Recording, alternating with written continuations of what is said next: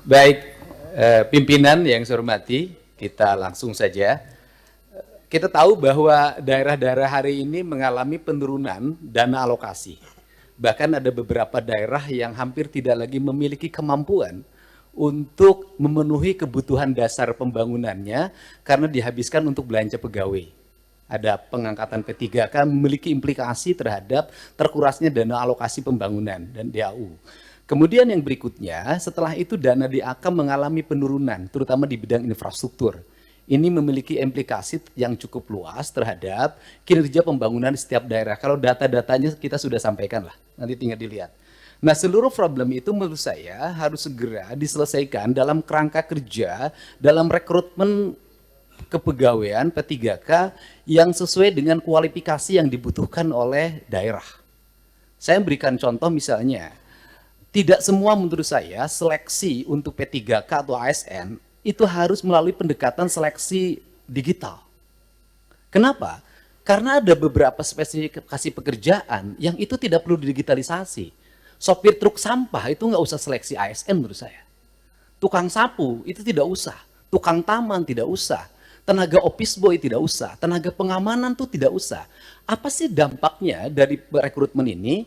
Yang pertama dari sisi rekrutmennya terjadi rekrutmen ASN dan P3K, tetapi di sisi lain kebutuhan yang dibutuhkan oleh daerah dan provinsi itu tetap dilakukan, pada akhirnya ngangkat lagi melalui outsourcing. Ini pertama pendekatan. Kemudian yang kedua, bahwa BUMD pasti kualifikasinya nanti data disampaikan, ada sehat, ada dalam kategori sehat banget, ada yang dalam kategori tidak sehat. Yang tidak sehat kami lagi lakukan audit investigatif, kemudian nanti akan dilakukan dua pilihan, diteruskan atau ditutup. Nah, problem dari BUMD itu di daerah itu satu saja, BUMD diisi oleh tim sukses. Itu problemnya, sehingga profesionalismenya dikesampingkan. Rambu-rambu ini harus segera dibangun dengan baik. Terus kemudian yang berikutnya, ini Jawa Barat. Jawa Barat ini provinsi menurut saya paling aneh. Jumlah penduduknya hampir 50 juta, terbesar di Indonesia. Tetapi jumlah desanya kecil dibanding Jawa Tengah. Jumlah kelurahannya kecil dibanding Jawa Tengah. Jumlah kecamatannya kecil dibanding Jawa Tengah. Sehingga desa di Jawa Barat ada yang menanggung penduduk satu desa 150.000. Nah, komposisi dana desa itu pendekatannya tidak seperti itu. Tetap saja pendekatan-pendekatan normatif daerah. Ini yang harus segera dilakukan evaluasi.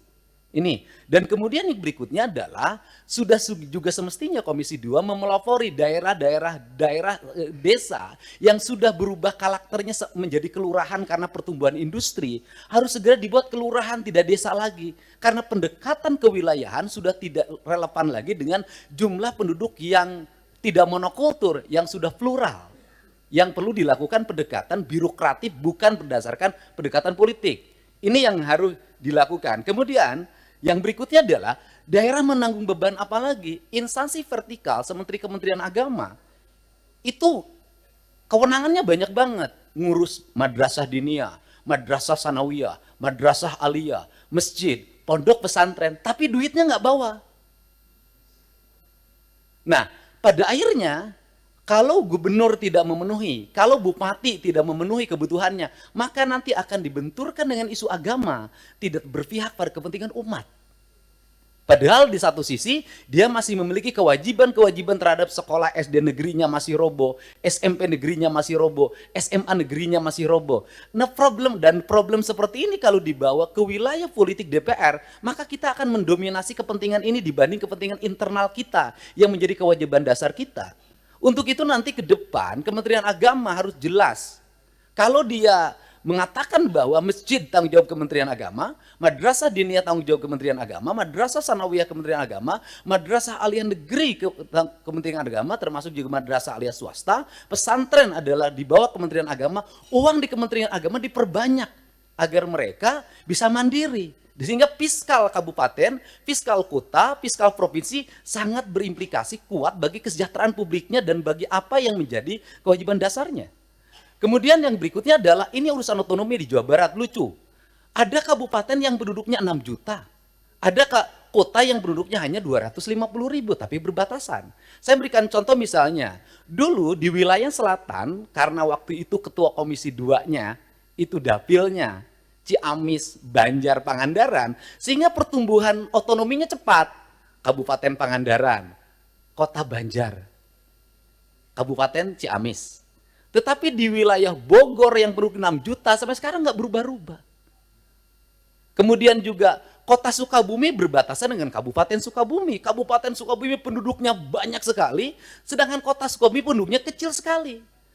Kota Cirebon dengan Kabupaten Cirebon. Kota Cimahi berbatasan dengan Kabupaten Bandung, berbatasan Kabupaten Barat. Kotanya kecil sekali penduduknya. Tapi di sisi lain Kabupaten Bandung penduduknya besar sekali. Fiskal ini akan lahir tidak adil. Ada kota yang mendapat alokasi relatif baik, penduduknya sedikit. Ada kabupaten yang alokasinya tidak begitu besar, penduduknya besar. Pertanyaan saya adalah ke depan bisakah dibuat inisiasi penambahan jumlah wilayah untuk sebuah wilayah? Misalnya kalau Kabupaten Sukabumi susah sekali membuat daerah otonomisasi baru, bisakah sebagian dari wilayah Kabupaten Sukabumi diintegrasikan dengan Kota Sukabumi, kotanya berubah jadi kabupaten? Ini percepatan untuk apa? Agar melahirkan rasa adil dalam percepatan pembangunan di Jawa Barat. Kemudian ke depan, bisakah dana alokasi umum standarnya bukan dari jumlah kabupaten, jumlah kota, jumlah desa, jumlah kelurahan? Bisakah standarnya adalah jumlah penduduk? Karena kalau pendekatannya hanya jumlah kota, jumlah kabupaten, jumlah kelurahan, maka Jawa Barat akan di bawah Jawa Tengah secara terus-menerus. Sedangkan beban residu akibat pertumbuhan industri berbatasan dengan ibu kota negara, berbatasan dengan Jakarta, itu memiliki implikasi luas dalam penanganan. Barangkali ini sebagai pengantar dari saya dalam pendekatan-pendekatan ke depan, dan ini amanah dari teman-teman di daerah. Semoga kebuntuan-kebuntuan ini bisa dilakukan percepatan-percepatan. Karena apa? Karena daerah diperlukan upaya-upaya kita untuk melakukan perubahan-perubahan, tidak boleh secara terus-menerus dengan pola monoton seperti ini. Nah, yang terakhir misalnya hari ini daerah harus beratraksi.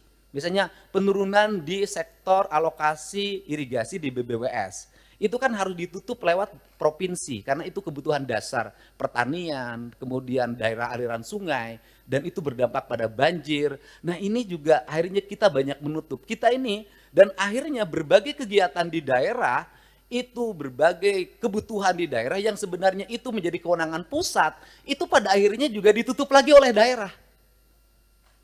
Ditutup lagi oleh daerah.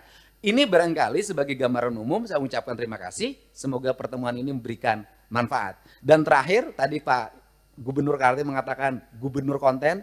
Alhamdulillah dari konten yang saya miliki itu bisa menurunkan belanja rutin iklan. Biasanya iklan di Pemprov Jabar kerjasama medianya 50 miliar. Sekarang cukup 3 miliar tapi viral terus. Terima kasih. Download Tribun X sekarang, menghadirkan lokal menjadi Indonesia.